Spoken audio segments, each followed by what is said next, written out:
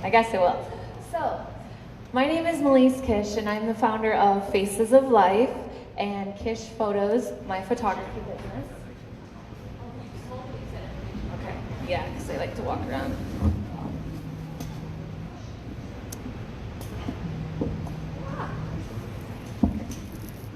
So, ever since I can remember, I've always been fascinated with life.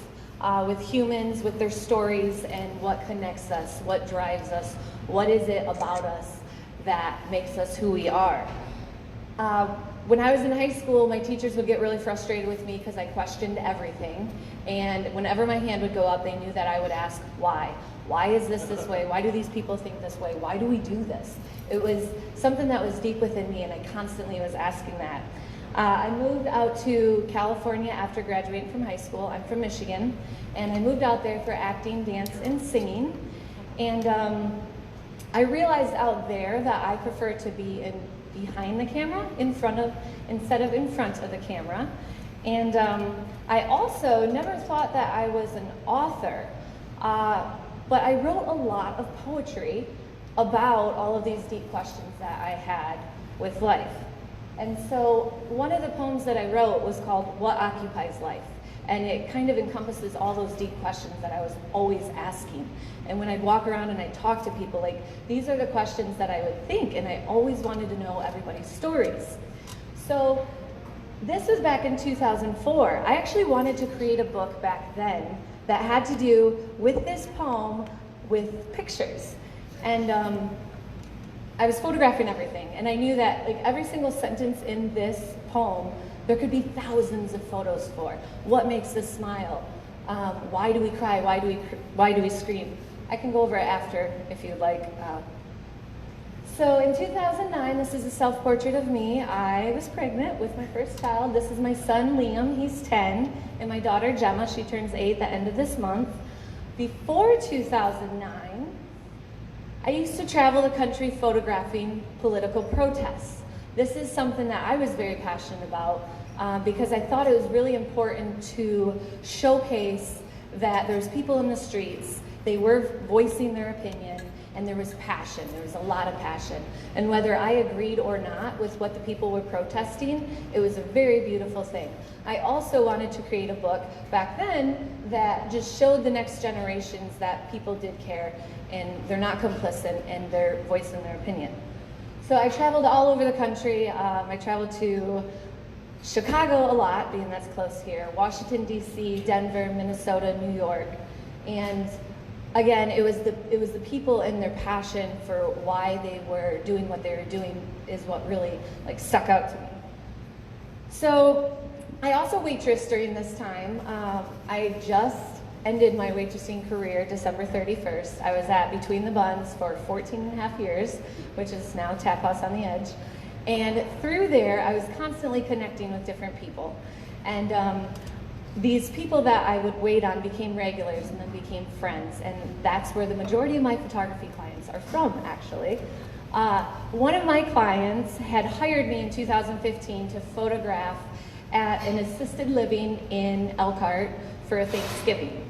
And while I was editing these images, it was these images of these people that actually couldn't speak, but these are not those images. Because of privacy reasons, I wasn't able to share those. And but these were some of the faces, some of the people who chose to be a part of my Faces of Life project. So while I was editing the photos, it just hit me that everybody, that same passion that I've had throughout all these years, that same passion of there's something within us and we all have something that we could share that could connect humanity again. And while I was editing the photos, one of my girlfriends from high school had shared on social media that she has cancer. And she was sharing her journey, and she was, I wanted to be a part of it. I wanted to somehow help and give back. And that's where it hit me. I could photograph people's portraits, they can share their story, and I can put together a book. Coming back to the book, I've always wanted to create books. I could put together a book, and then part of the profit from that book could go back into the organization that could help someone like my friend who is going through this challenging time. So the next couple months I had focused I had focused solely on someone who have either had or have had cancer. And within that period of time, as I was talking to people, I realized how many people I actually wasn't connecting with and not able to share their story because I was just focused on this one topic. And so that's where I decided to come up with the many different series of the Faces of Life. So yes, I will have a lot of different series. Now, depending on what you choose to share will depend on the book that you would be printed in. We all have something amazing, something within us that we can share that will help different people. And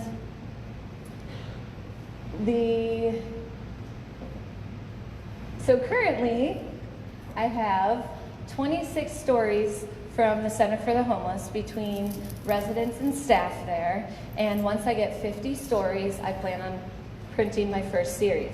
The exciting thing about that for me is not only will you be able to see the different faces, you'll be able to read their experience and get to know them on a different level.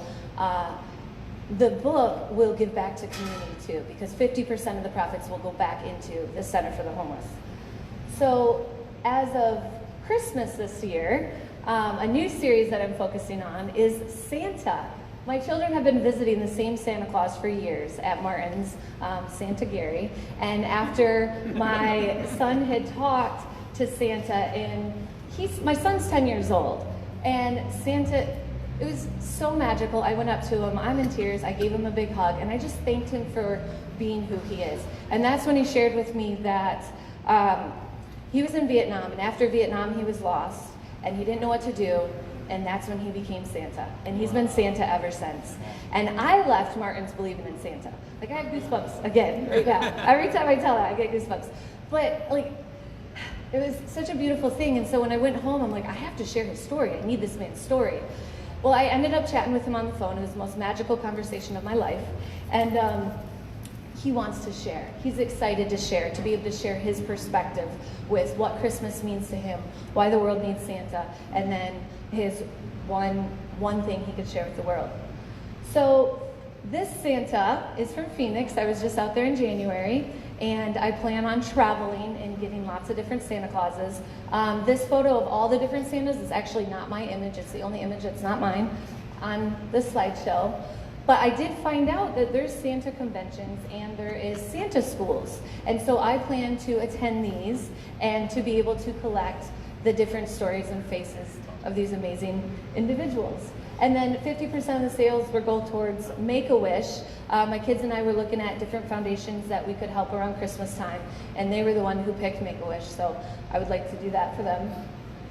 And then what I do right now, alongside that, is I photograph a lot of different areas in life, a lot of different topics, things.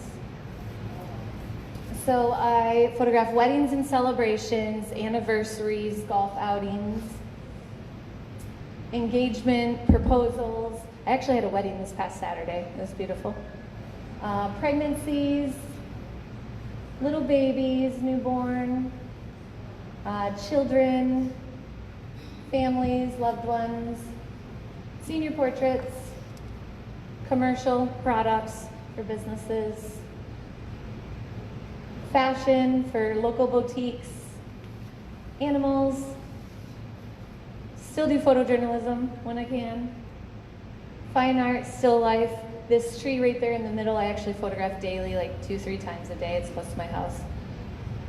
And so that's what I do. My main mission in life is to preserve the essence of everyday life through photographing the human condition and all of its raw beauty, while reconnecting humanity with faces and stories.